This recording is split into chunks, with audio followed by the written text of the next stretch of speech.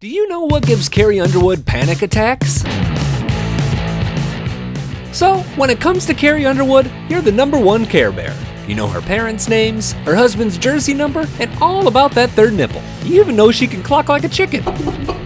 Not bad for a vegetarian. I said cluck. Carrie Marie Underwood is the pride of Chakota, Oklahoma, but she's not the first country hitmaker from the steer wrestling capital of the world. Mel McDaniel called that small town home, but this isn't your story, Mel.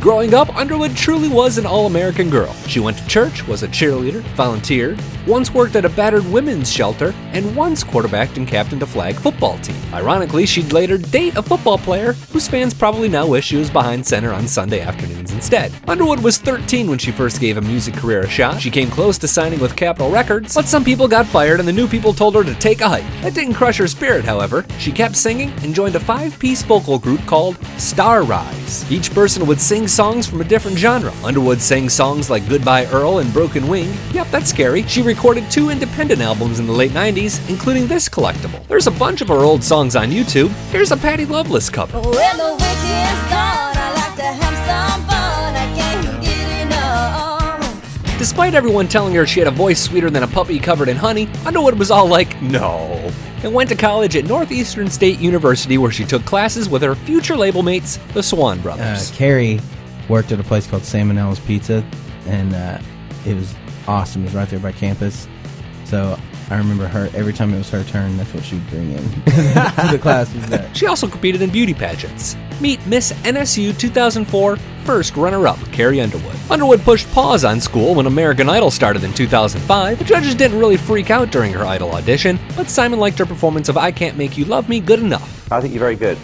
I think you should stay good at what you're doing as well. Soon, he'd totally fall for her, and she sort of crushed the competition that year. After Idol, Carrie struggled. Psych! We're gonna skim over her hit songs, other than to say she's never had a song finish outside the top 2 on the Billboard Airplay chart. She was an instant superstar, but handled fame like she handles everything, with quiet class and dignity, and maybe a baseball bat.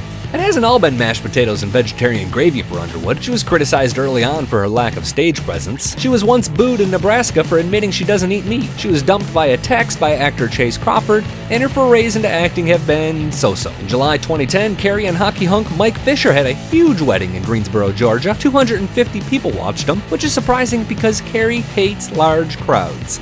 That's what gives her panic attacks. In fact, she even talked to WebMD about having panic attacks when doing seemingly everyday things like Christmas shopping. Walmart totally freaked her out one time, and it's not just because of the people at Walmart videos. So if you're ever stuck in an elevator with Carrie Underwood, consider jumping down the shaft.